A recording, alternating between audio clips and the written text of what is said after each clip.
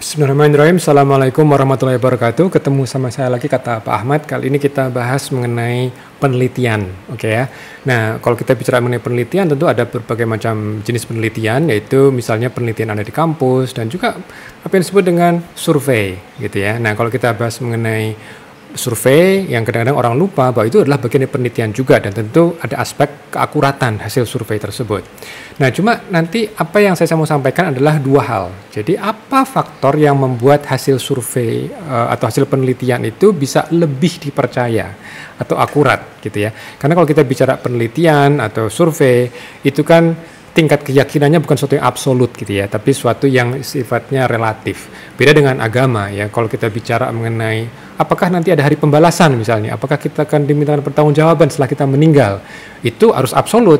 Jadi hari kiamat itu ada apa tidak, akhirat itu ada tidak, itu yes or no, gitu ya. Tapi kalau kita bicara mengenai penelitian, kalau kita bicara mengenai hasil survei, itu tentu keyakinannya tidak dalam level absolut ya, tetap ada kemungkinan untuk error, gitu ya.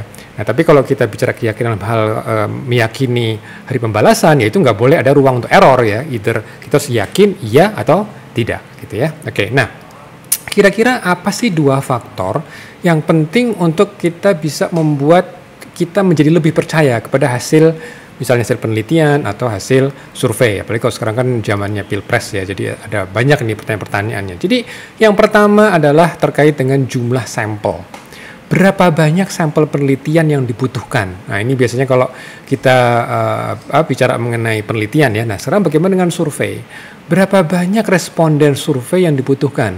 Apalagi kalau kita bicara mengenai pilpres ya.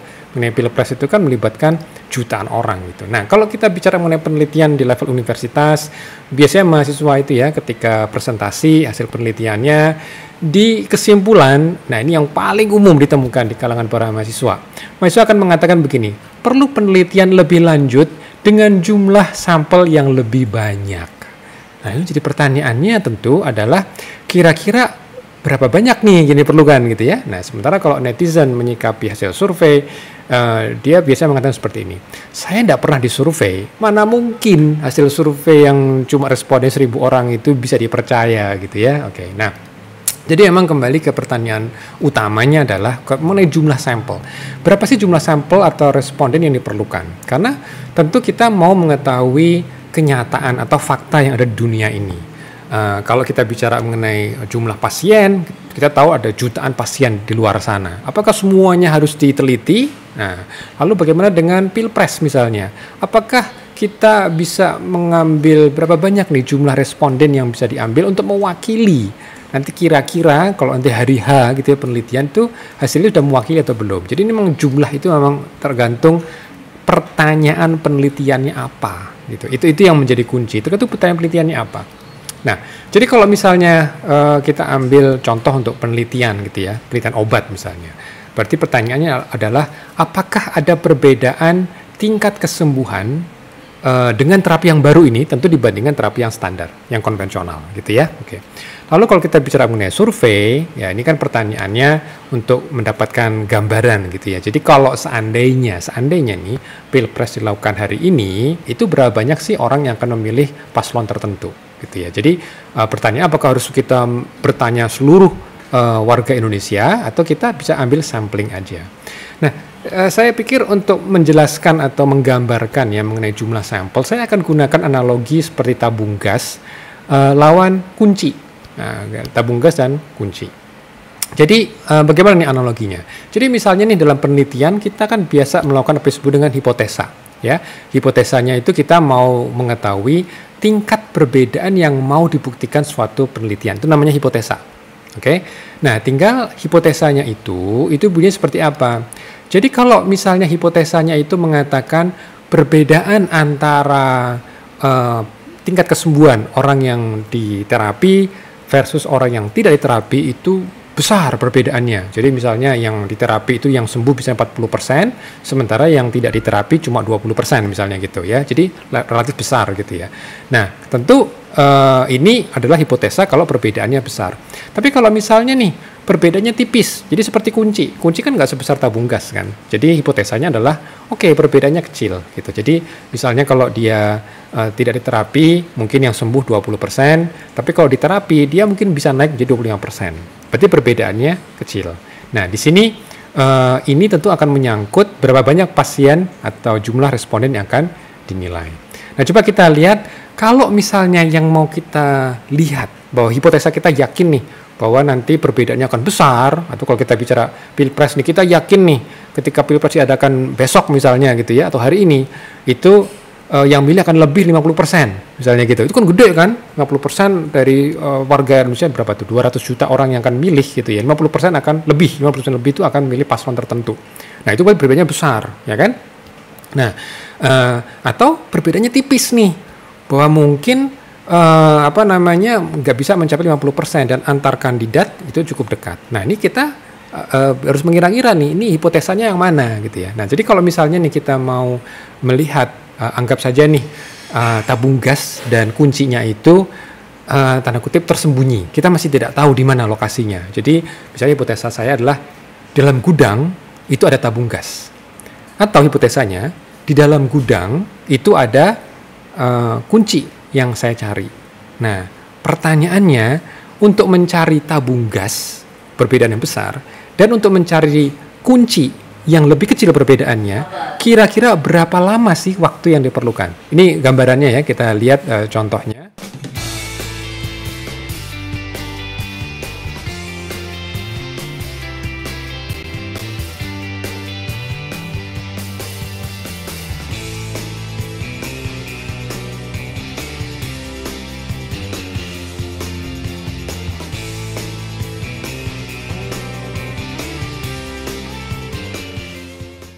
Jadi apa nih yang bisa kita pelajari dari ilustrasi video pendek tadi itu ya?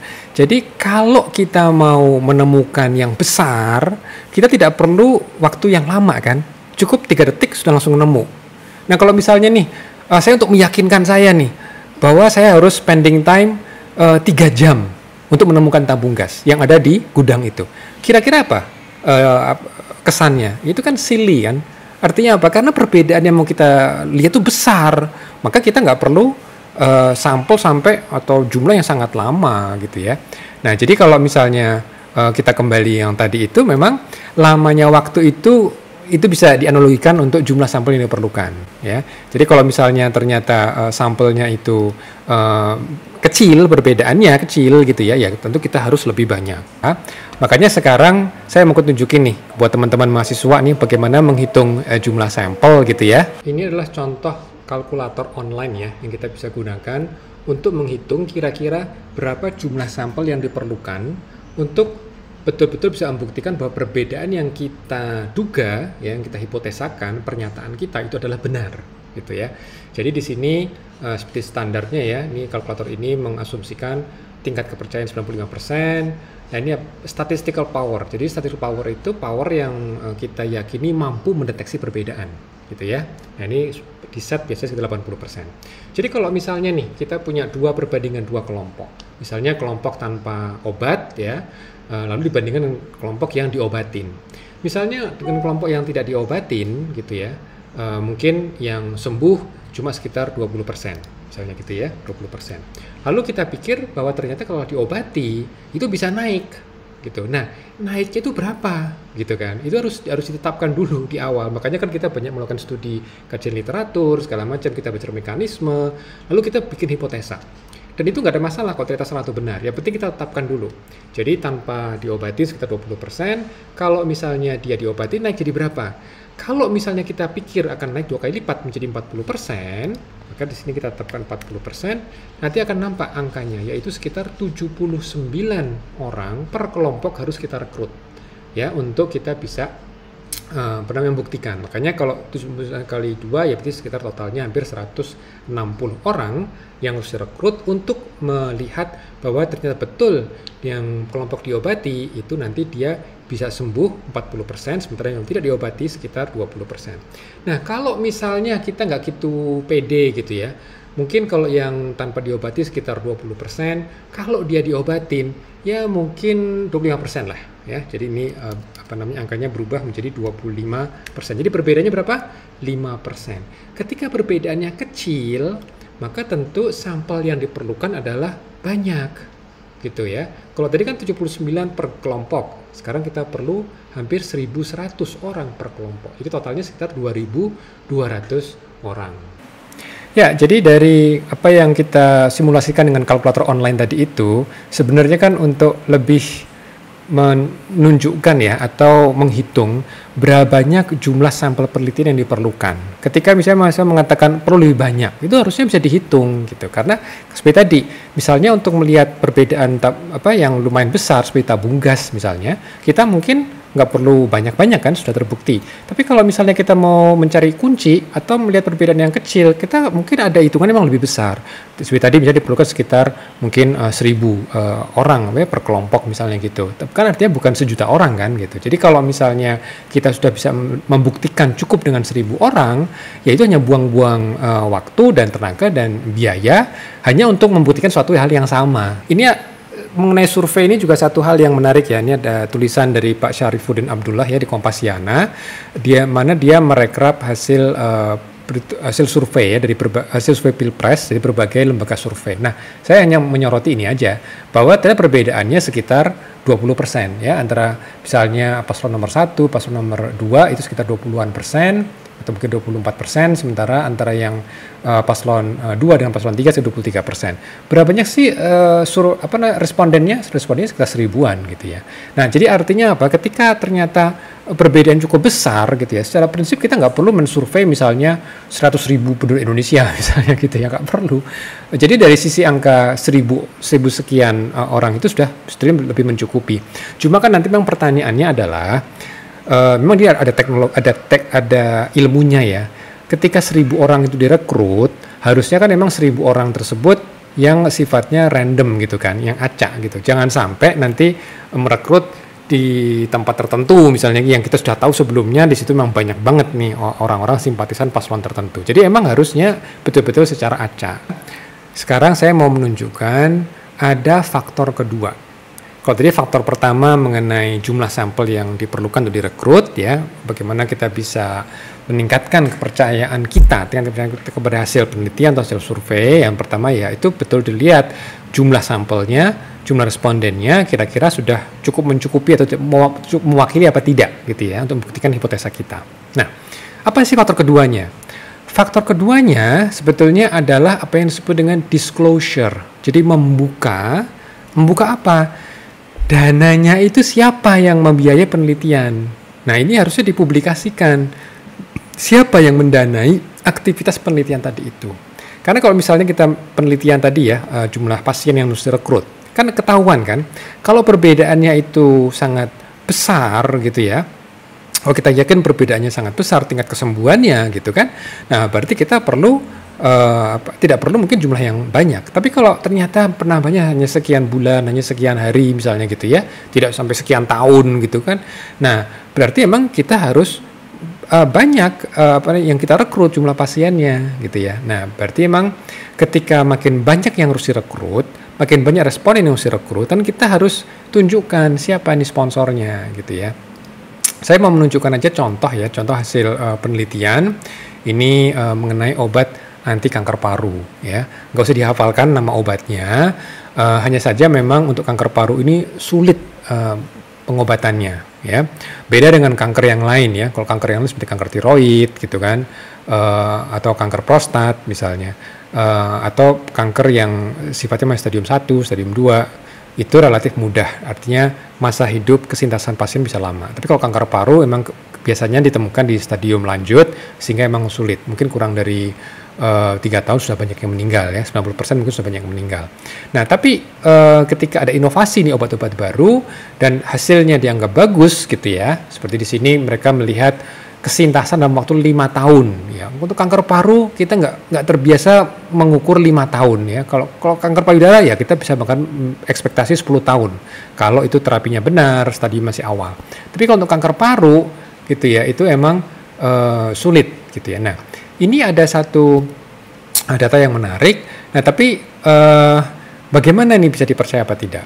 Memang di sini kalau kita lihat ada obat yang baru nih, pembrolizumab ya, relatif baru dibandingkan dengan kemoterapi ini yang standar.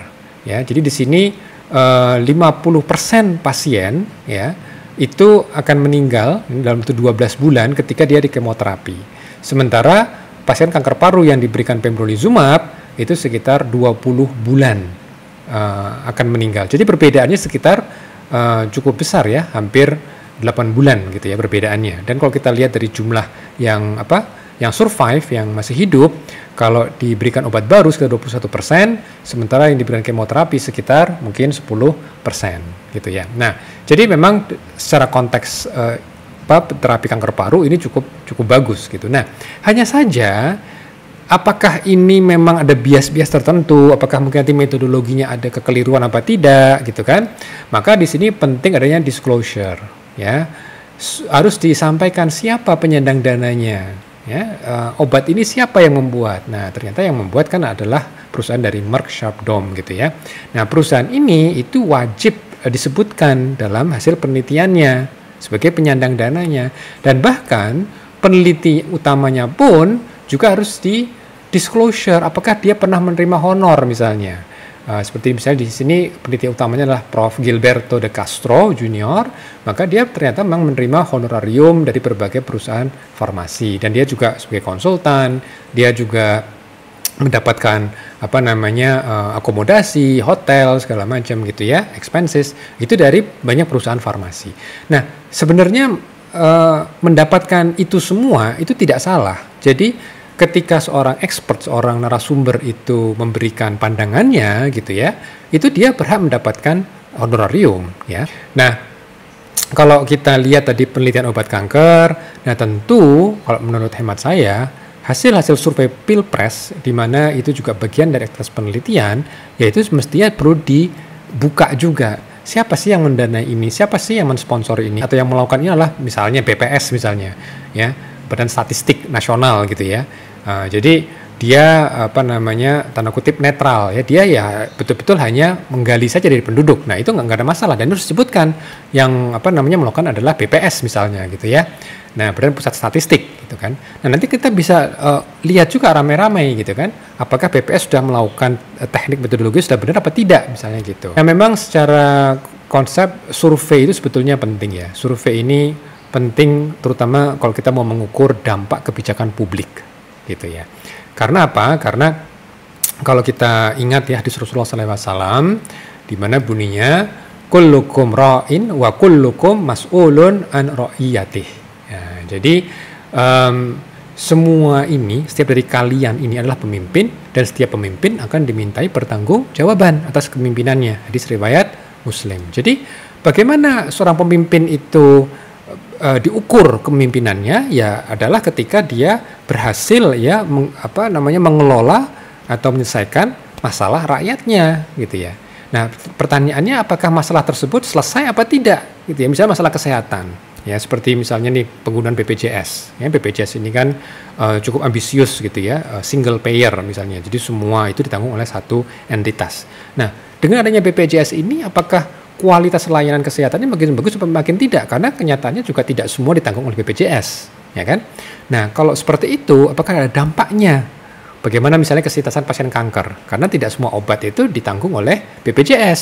Nah, dengan ada pembatasan seperti itu, apakah pasien kanker juga mendapatkan kualitas layanan kesintasan yang lebih baik? Gitu. Lalu dengan stunting misalnya. Ya, ketika misalnya kita bicara adanya dana yang dikeluarkan untuk stunting gitu ya, apakah sudah diukur lagi? Misalnya kita pemberian intervensi gizi misalnya, ya, oke, jangan hanya dilihat telah diberikan dan ini mengambil dana sekian.